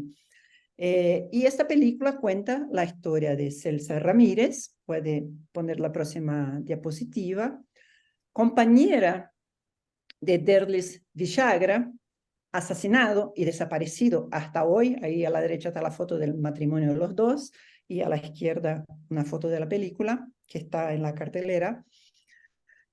Bueno, Celsa Ramírez fue arrestada y torturada mientras estaba embarazada de su hijo, Derlis Miguel, que nació en la prisión en 76, convirtiéndose en el preso político más joven de Paraguay, primero en la prisión de Fernando de la Mora y luego en la emboscada. No necesitamos hablar de la gravedad y urgencia de ciertas historias, especialmente en el contexto de la resurgencia de gobiernos fascistas en América Latina y en el resto del mundo, pero nos gustaría destacar la actualidad. Quizás la palabra más adecuada sea la continuidad casi ininterrupta del ideario de Stroessner en Paraguay, dado que su último presidente, que eligió a su sucesor el año pasado, Santiago Peña, del Perpetuo Partido Colorado,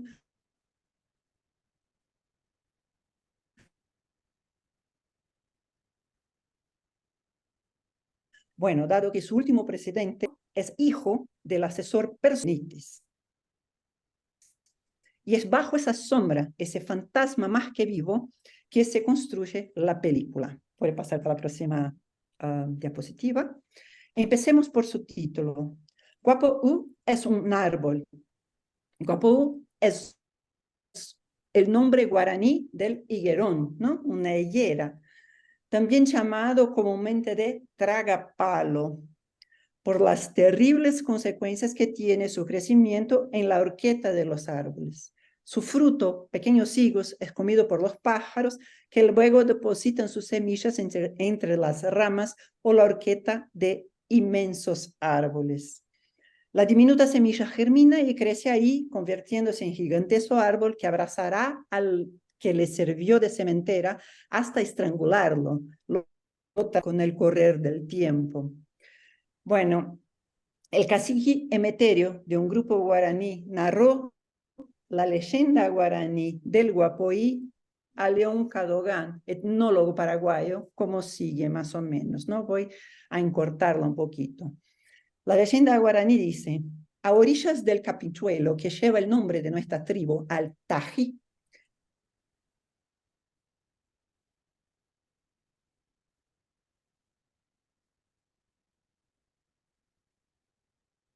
en los árboles del tiempo, los sembró ella, germinó una plantita que al cabo de su árbol y su sombra, en lugar de reunión de los jefes de la raza más poderosa de la tierra, adoptándose como símbolo de sus ramas más fuertes, que era nuestra tribu Tají.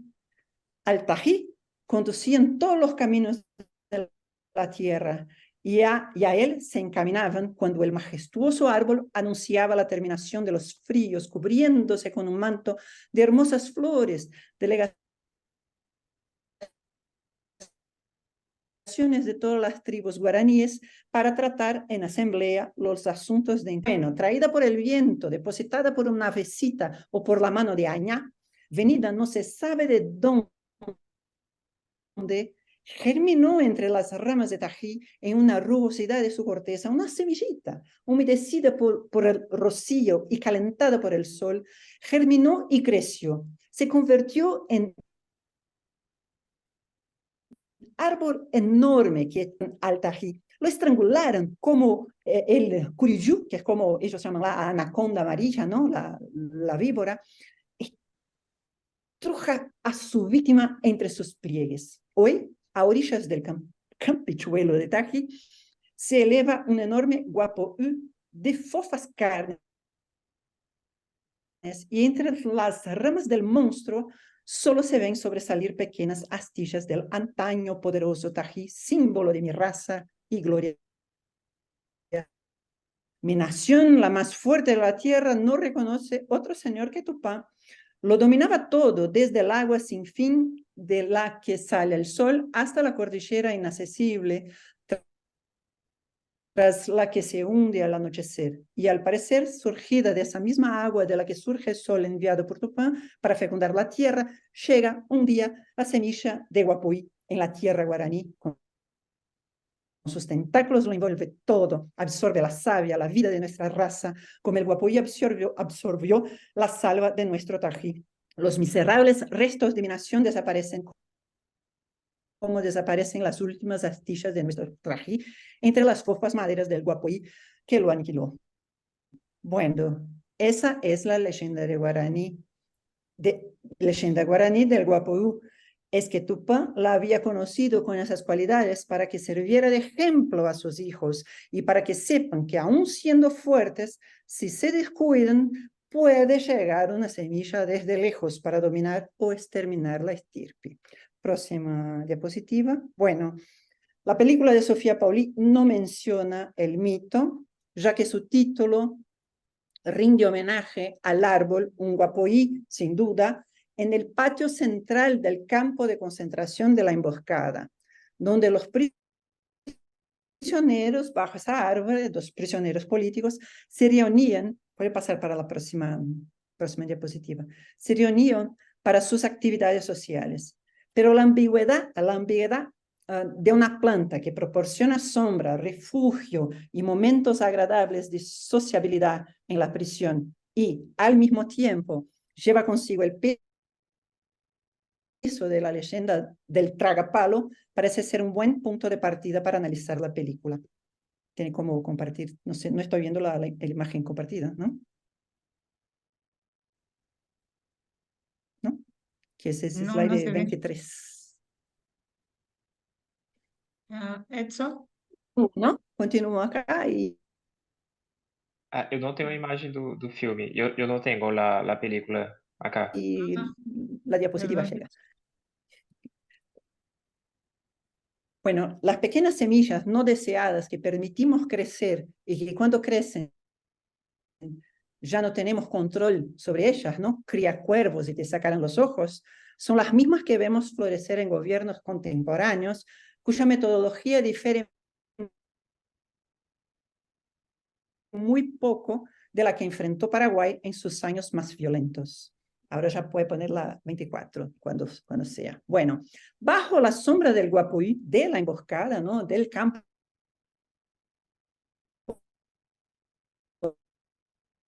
de concentración, destrozan semillas, ya que durante las visitas se realizaban presentaciones culturales llamadas peñas. Creo que puede pasar para la próxima, eso en una mapita de la AI. No, la otra. Se realizaban presentaciones anterior, aquella que tiene esa, la anterior de esa, blanca y negra. Ay, gracias. Bueno, bueno, bajo el Guapuí se presentaban, la gente se juntaba, en día de hoy tiene un rol muy importante ahí, sería la próxima diapositiva, pero no hay problema. Tiene un rol muy importante ahí porque ella es música, ¿no? Ella incluso estudió música en Moscú también y toca el arpa, ¿no? El instrumento icónico de la música guaraní paraguaya. Y durante esas reuniones,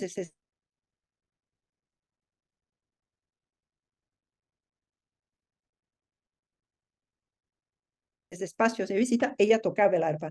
Hay un rescate de cintas cassette, bueno, el sonido de la emboscada con los niños, junto con la música que toca, bueno, Celsa y otras personas, ¿no?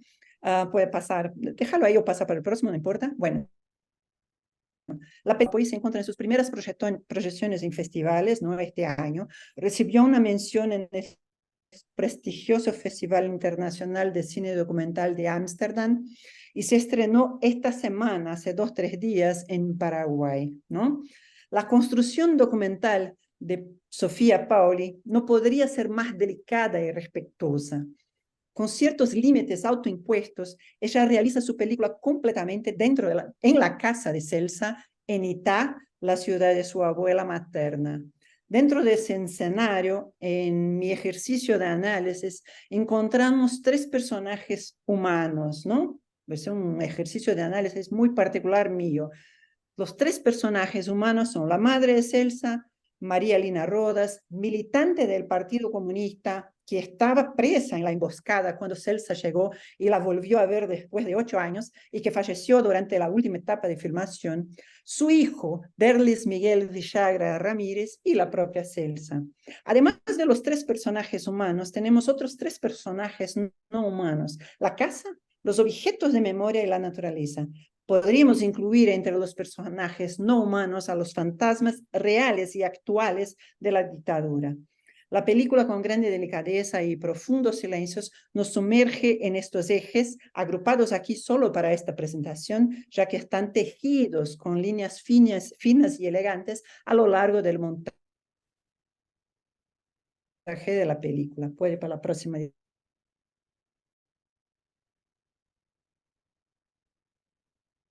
diapositiva. Bueno, tenemos, puede ser la próxima, las 2 próximas, que presentan el cuidado de Celsa con las plantas, la elaboración de sus ungüentos, no, las 2 con las plantas, la cocina y ella, y el autocuidado de su cuerpo, ¿no? Desgarrado por la tortura sufrida. Entonces, tenemos todo un bloque que está ahí mezclado a lo largo de la película, de ella manipulando las plantas y haciendo sus... ¿no? Ella se pone gran énfasis en sus pies, que fueran la parte más golpeada de su cuerpo. Acá hago un paréntesis, ¿no? En el Museo de las Memorias, Dictadura y Derechos Humanos en Asunción, hay un panel que muestra en números la cantidad de golpes sufridos por hombres y mujeres durante las sesiones de tortura. Y esta división de género nos muestra de manera inequívoca la masculina sobre los cuerpos femeninos. El número total de golpes,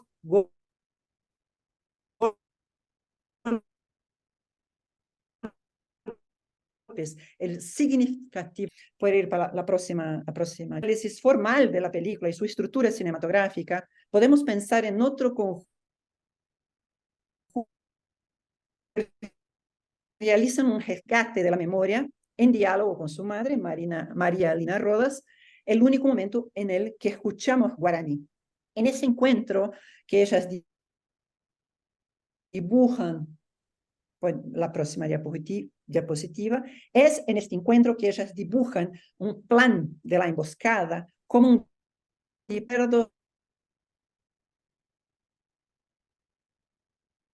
de las acciones y relatos donde ellas van componiendo, ¿no?, la memoria de una y otra, pelean un poquito también, pero van componiendo ese espacio arquitectónico y afectivo también, ¿no?, de la emboscada. La próxima diapositiva. En la misma línea de recuperación de la memoria está la presencia de su hijo, que dialoga con su madre y conversa sobre los regalos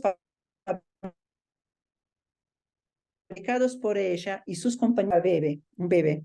Y en un momento único en la película, Derlis, ¿no?, que es el hijo, está solo con la cineasta en una escena, es ahí mismo, de la derecha, en una escena en la que cuenta cómo fue su proceso de descubrimiento de su propia existencia como hijo de padres torturados. Y a través del arte, de la música, Mario Benedetti, el escritor uruguayo, un texto que se llama Pedro y el Capitán, que, ¿no?, para el teatro, que es un diálogo entre un torturador y su torturado. Después de leer eso, que empezó a leer y no paró, que Derlis se derrumba y comienza a comprender lo que realmente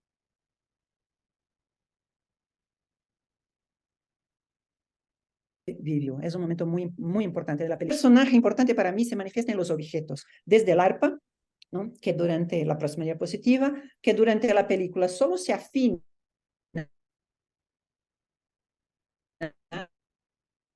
no hay música en la película, ¿no? Toca una maravillosa interpretación, en realidad es un arreglo diferente de India, de José Asunción Flores, no sé si llegó a México, es una música muy famosa en Brasil.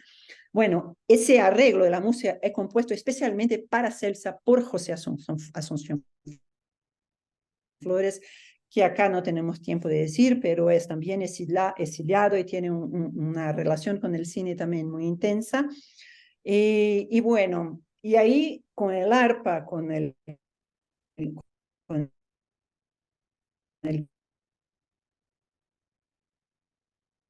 cuarto, fotografías, ya que no se tomaban fotos, la próxima diapositiva también, los archivos, ¿no?, recortes de periódico, etcétera. Y para mí, ahí ya vamos para dos slides, dos diapositivas más a frente. Y allí el más emblemático, puede pasar uno, que van a ser los archivos y después la ropa. Y para mí el más emblemático es el vestido con el que fue arrestada, ¿no? La película empieza con ella agarrando el vestido con que fue arrestada. Deja ese slide ahí. Está. Bien. Bueno, con un personaje, ¿no? Es cuando la cámara se esconde en la penumbra, que es la de las ventanas, ¿no? La diapositiva de las ventanas. Es cuando la cámara se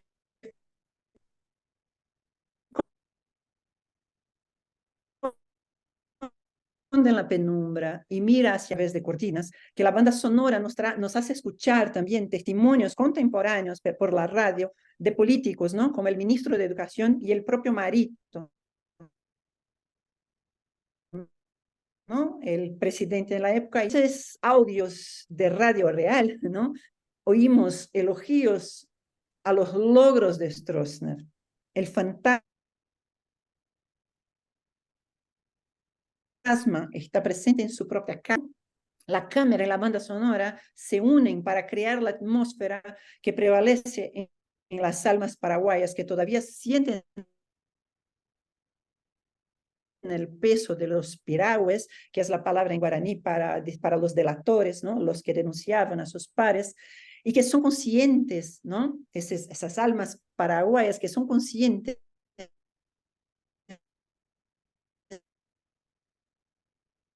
que hay una línea presente y las semillas del tragapalo pueden estrangular la libertad en cualquier momento. Bueno, y eso reduciría la existencia exuberante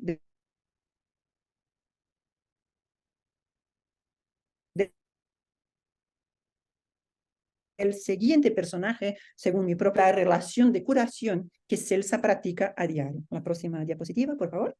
A lo largo de la película, vemos a la protagonista cuidando de su cuerpo, con sus ungüentos y en visitas frecuentes a su jardín. Celsa nos muestra un autor que según ella no puede ayudarla. A medida que la película avanza hacia su final, presenta un aumento tanto en términos de sonido, ya que la masa de sonidos de la naturaleza aumenta y esa relación se vuelve más estrecha entre naturaleza, sonido y película, pero también en la imagen, ya que los planos se vuelven más cerrados, haciendo que los fragmentos del cuerpo de Celsa se confundan con las texturas de las plantas, hasta el punto en que ya al anochecer se acuesta en la hierba y parece metamorfosearse en planta, en naturaleza, quizás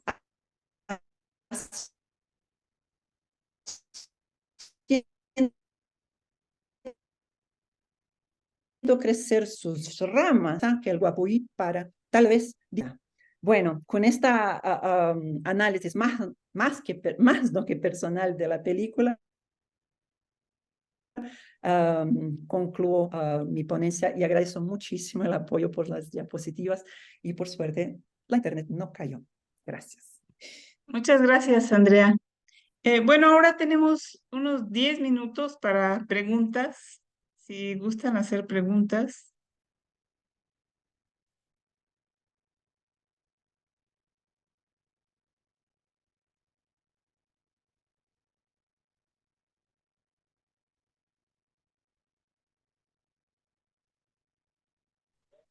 Hola, a mí me gustaría saber qué teoría ocupó usted para presentar las presentaciones de, pues que están como enfocadas en el cine mexicano y en la representación de la violencia.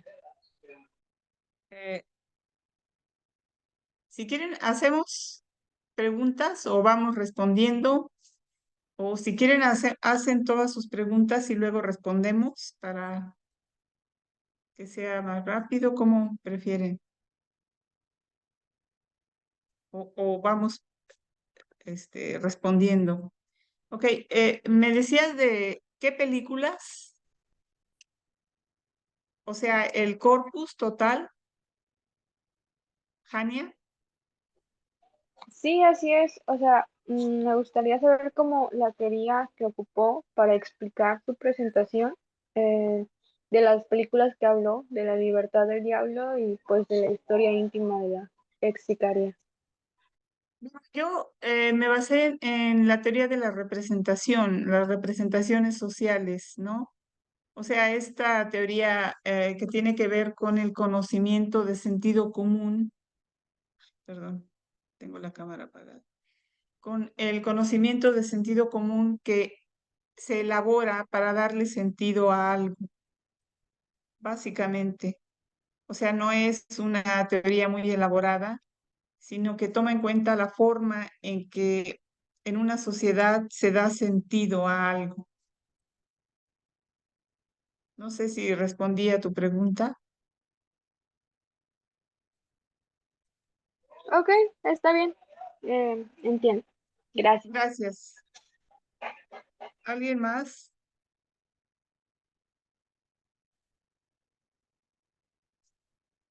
Yo preguntaría algo a ti, Siboney.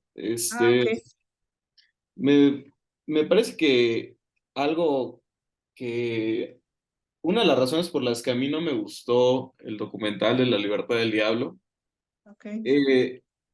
es porque no hace justo lo que tú comentaste que hace, que es intentar darle sentido a estas historias de violencia, porque no creo que el documental en ningún modo plantee un intento de dar sentido, por el contrario, el documental, y yo creo que ese es uno de sus puntos más débiles, no hace sino ser una colección de historias horribles, me parece, em, y no siento que presente nada. El documental no tiene una postura, no tiene una lógica, no tiene estructura, no tiene ningún punto de vista de nada. Y es algo que me parece como muy triste de un tipo que me parece muy interesante por otros trabajos, ¿no? Yo creo que yo no entiendo el sentido de poner una máscara tan horrible para que un personaje hable y lo que dice no sirve para nada más que pues para que, ¿qué? Para que sintamos dolor, lástima, pena. No sé, siento que algo que me resultó curioso porque hasta que te escuché a ti hablar pude de algún modo precisar por qué no me gustó el documental.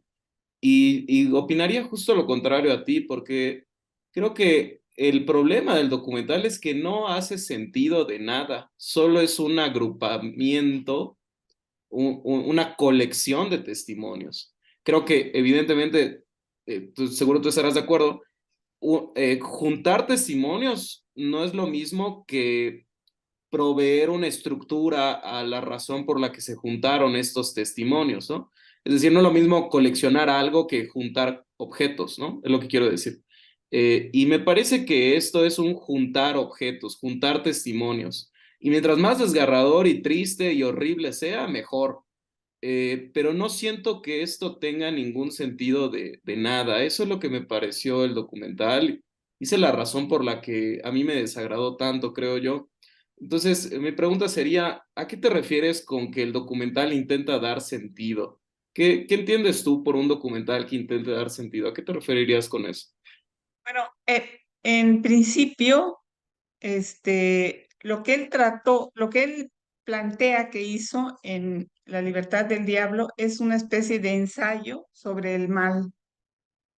Él trató de darle una estructura. La estructura tiene que ver con un posicionamiento del espectador, o sea, un espectador activo que va a elaborar su propio discurso a partir de lo que se le ofrece. No es el documental tradicional que te ofrece un punto de vista. Básicamente, él explora una realidad. Su estructura consiste en poner, ¿y por qué la máscara? La máscara tiene como función el anonimato, o sea, proteger, porque estas personas tienen una historia, o sea, pueden ser amenazados. Tiene que proteger a los que están dando testimonio. Y por otro lado, la idea, al menos es lo que él plantea, es homologarlos, no diferenciar entre víctimas y victimarios. Y la idea está siempre en que sea el espectador el que elabore un sentido. Él no te ofrece una tesis que te esté probando, te esté dando elementos para que tú concluyas. O sea, que te facilite la interpretación. Y bueno, la idea también es generar una reflexión, por eso estaría dentro del documental reflexivo. No es una simple denuncia, aunque la denuncia está implícita, la denuncia de un Estado que no ha funcionado. Por eso estas personas, por eso existe una institución criminal, por eso existe un ejército al que se hace referencia corrupto. O sea, hay una denuncia implícita, pero obviamente no es un documental expositivo. No te va a ilustrar simplemente un argumento. Y obviamente no es fácil y puede resultar, creo que es un poco su intención, hacer como cuestionar presupuestos del espectador. Bueno, es lo que yo pienso, en base a lo que él ha dicho sobre su documental. No es el típico documental de denuncia, ¿no?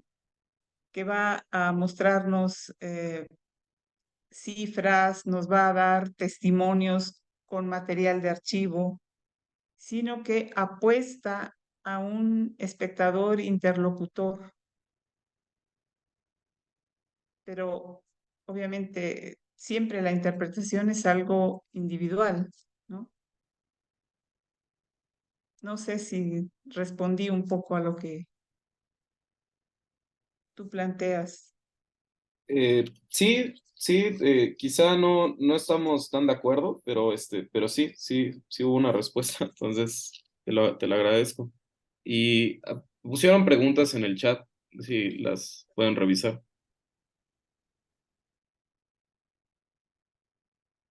Eh,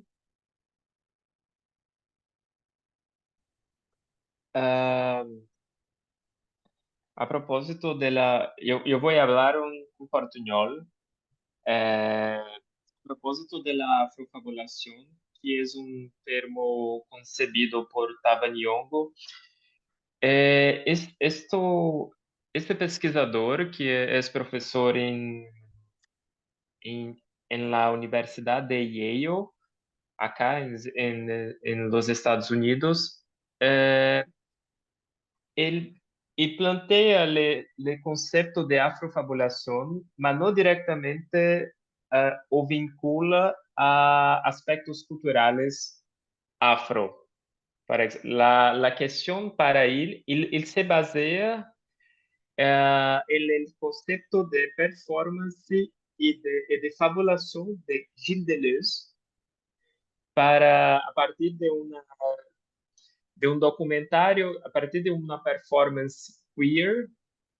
Yo no me recuerdo en el nombre del filme que Deleuze analiza, mas Tava Nyong'o está preocupado con la cuestión de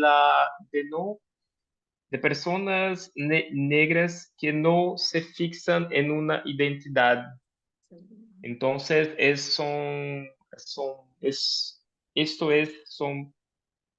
punto de partida. Y no los aspectos culturales de los países africanos o de las identidades africanas. La cuestión es justamente no permitirse fixado en una identidad, incluso en una identidad afro. Entonces, yo no sé si consigo responder bien la pregunta, mas yo pienso que la cuestión no es no es, no, no es plantear algo a partir de la cultura, es plantear algo a partir de la performance.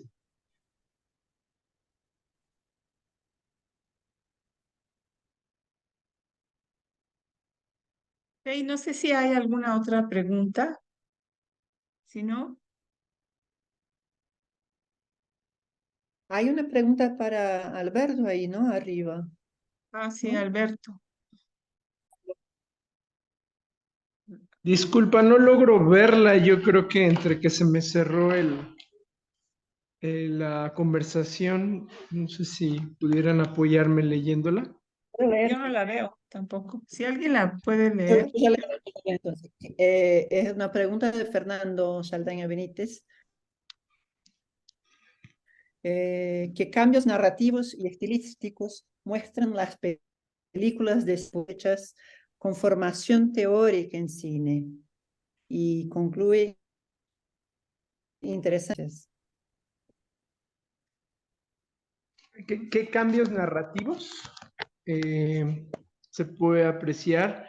Bueno, justo lo que no nos dio tiempo de explicar a detalle, que es justo parte de la investigación que estoy abordando es que hay una serie de temas y preocupaciones por parte de estos videoastas regionales, en específico, sí de varias comunidades originarias aquí en México, pero más en específico conforme los centros de producción donde se hacían este tipo de trabajos, ¿no? Que eh, fueron 4 centros y cada centro tuvo su cronología, ¿no? Su línea de vida, que en realidad fueron muy cortas, no llegaron, los 4 en conjunto no llegaron ni a una década de vida, ¿no? Dado que su alimentación era pues a través de recurso institucional. De tal manera que vemos en diferentes momentos, y justo lo que estoy estudiando ahora, en este periodo de una década de vida de los centros de video indígena, vemos ciertas tendencias, ¿no?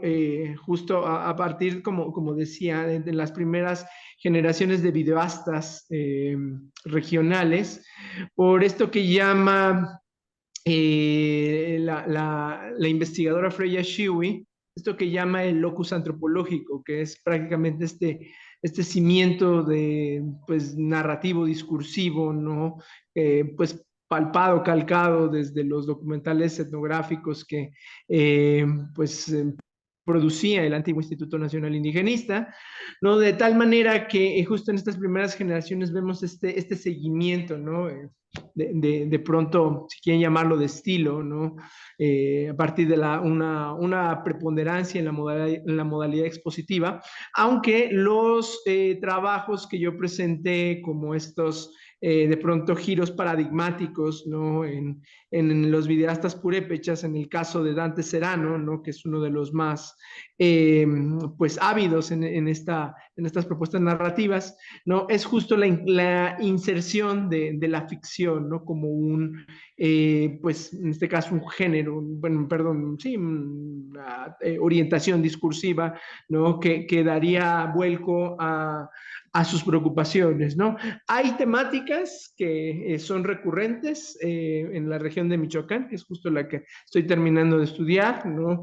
En relación con la migración, en relación también con el tema de los recursos naturales, ¿no? También la tala de árboles, que es muy importante en la zona, ¿no? Mientras que la parte justo narrativa es la que más se va a diversificar, ¿no?